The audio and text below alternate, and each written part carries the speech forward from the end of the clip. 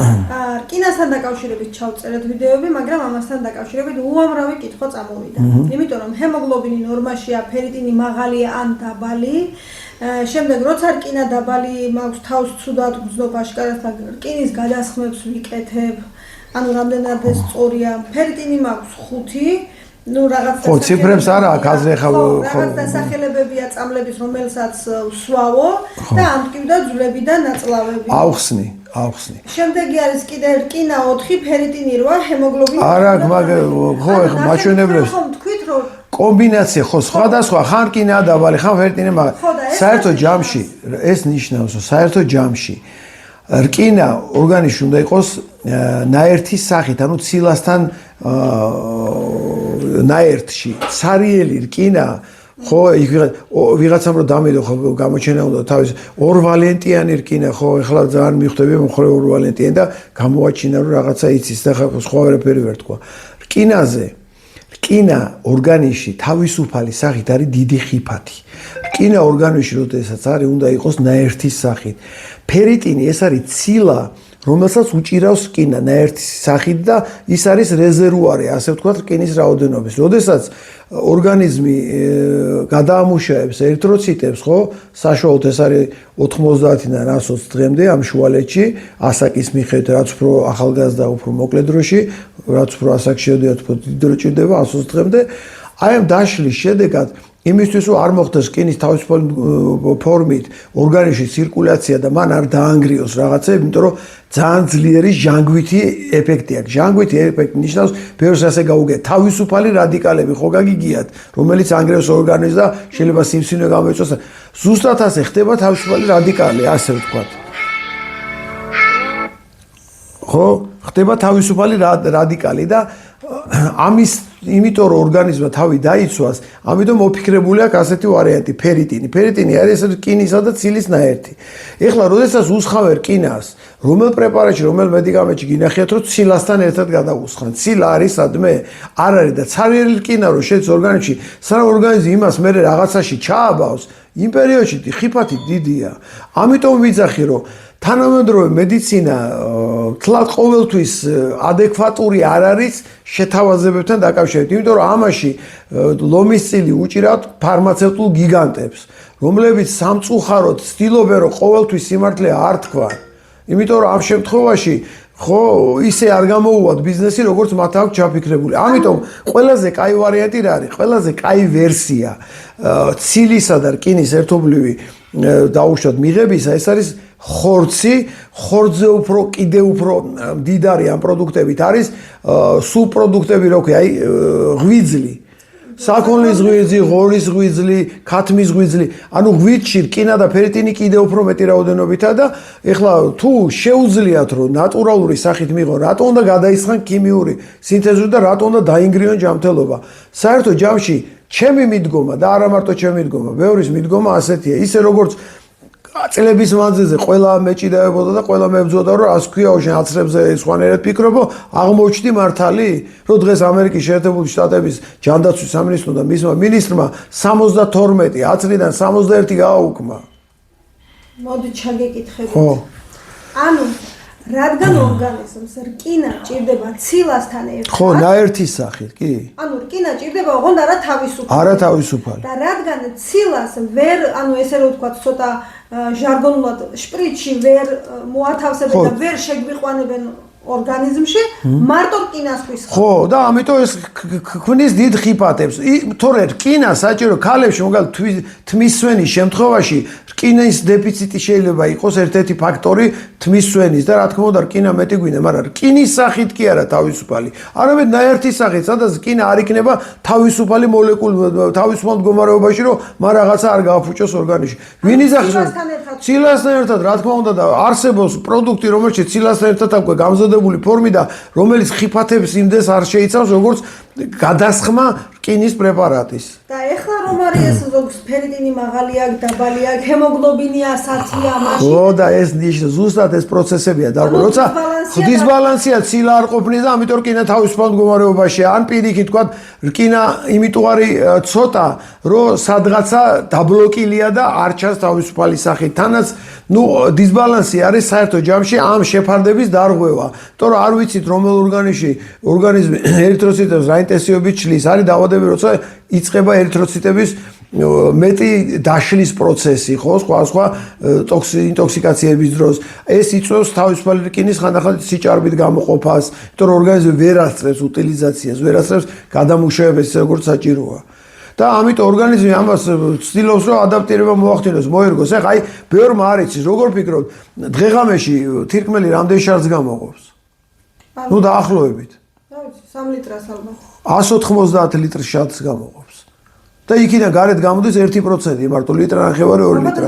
დარჩენს უკან იწოს, უკანში აქ. რატო? იმიტომ რომ შიგარით დაშლის პროდუქტები, ავტოფაგიის ანუ ნუტრიენტებია, რომელსაც ორგანიზმი ჩვენ არ ვჭამთ ხოლმე, როგორ ფიქრობთ, საიდან იღებს? იმ დაშლის პროდუქტებიდან იბრუნებს.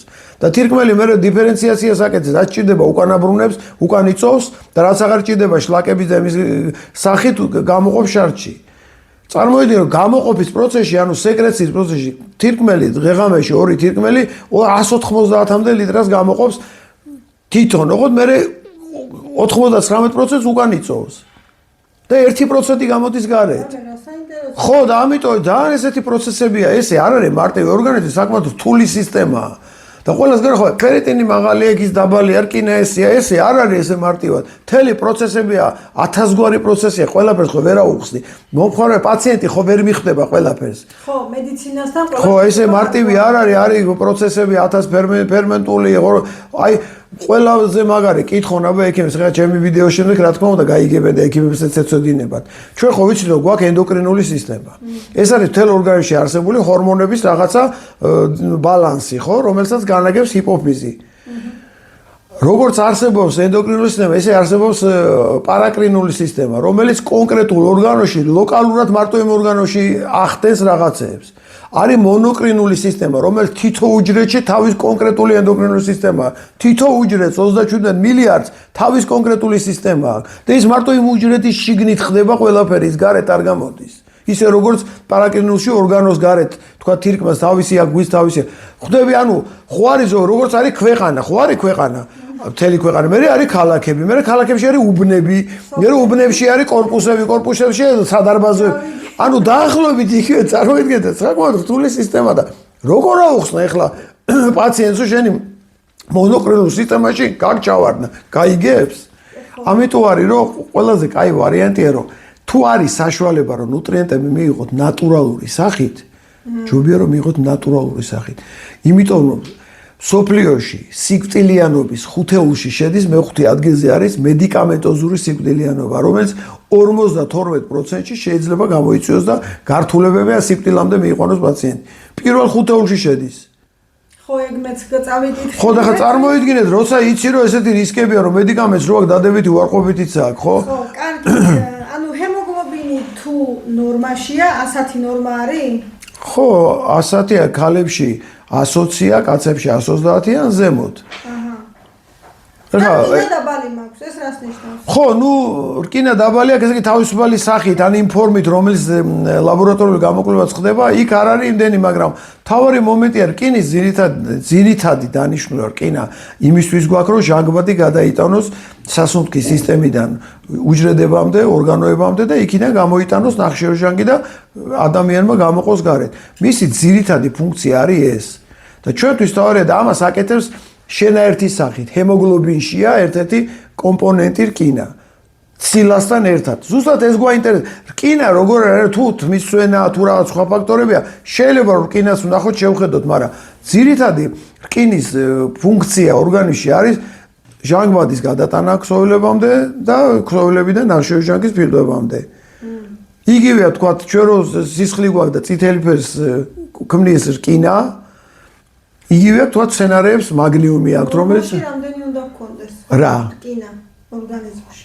ხო, ეგეც ძალიან პირობითი მაჩვენებელია. საერთოდ გეტყვით, ჩემო ძვირფასებო, რომ ყველა მაჩვენებელს ჯანდაცვის უფლებო ორგანიზაცია ქმნიდა რაღაც კონკრეტული შედარების საფუძველზე. ანუ იღებდა ნაკლებად დაავადებულ ადამიანებს და მეტად დაავადებულ ადამიანებს და მათ საშუალო არითმეტიკული გამოყოთ. მაგალითისთვის გლიკოჰემოგლობინი, ანუ ქვია A1C ანალიზი, ხო? ზოგი გლიკოზირებული ჰემოგლობინი, ყველა სწორია. აი ამ ანალიზის მაჩვენებელი ნორმა ითვლება 5.9D. ანუ 6 თუ გაგვდა მეტი, უკვე ნორმა არ არის. სინამდვილეში რას ნიშნავს? 5.9 შემთხვევაში ნიშნავს, რომ ყოველ 100 ერითროციტში 6 არის შაქრით შებოჭილი და ის თავის ელასტიურობა დაკარგულია და ის კაპილარში, რომელიც 0.4 მიკრონია და ერითროციტი 3 მიკრონია, 7 ჯერ დიდი, ვერ გაივლის ამაში და გაჭედავს. არა პირდაპირ დათრომბვა ხდება, თრომბით კი არა, ერითროციტით. და როგორ ფიქრობთ ახლა 6 ერითროციტი რომ იქ კაპილარს დათრომბავს, კიდე 6 იქ და კიდე 6 იქ და კიდე 6 იქ ნორმალურია? არა. გლიკოჰემოგლობინის ანალიზი ნორმა არის 0, რა თქმა უნდა. მაგრამ აღებული აქვს, ვისაც 6-ზე ნაკლები ქონდა, ნუ იმდენად დიდი ზიანი არ გამოჩნდა, ეს ახლა არასწორი მიდგომა, ხო? ესე იგი გამოიკ რაღაც აიღებენ დაავადებული ადამიანების რაღაც ნაწილს და შეატარებენ იმას ამდენი ქონდა, აი რომელიც უფრო ნაკლებ ხიფათია, წერო ნორმაშია, თუ მეტი ხიფათია არა ნორმაში, ასე არასწორი. ხშირად ასე გამოყავთ. ამიტომ ბევრი მაჩვენებელი, რომელიც მედიცინაშია მიღებული, ხო, არის გამოყვანილი არასწორი მეთოდიკით და ამიტომ ეგრე რა არის სწორი ქოლესტერინის ანალიზში რომელი მაჩვენებელია სწორი არის რატო საერთო ჰოლგესტერინის რატო 200-ზე ზემოთ შეიძლება 300-ზე ადრე 300-ზე ზემოთ იყო ნორმის ზემოთ ეხლა უცებ დაწიეს იქაც რაღაცები შეცვალეს კი ბოლო პერიოდში ბევრი მაჩვენებელი ხანიქითა ხანაკეთა ნახავ ერთ ლაბორატორიას ნორმა დ-ვიტამინზე უდევს 20-დან 100-მდე ზოგს უდევს 30-დან 100-მდე და საერთოდ ჩემი აზრით 70-ის ზემოთ თუ არ არის ის უკვე ნორმა არ არის და ქვემოთ 70-ს თუ ჩამოსდება ჩემი აზრით დეფიციტია ხო ამ თემებზე დისკუსია ცოტა შორს წაგიყვანს და ხო კარგით მადლობა არაფრის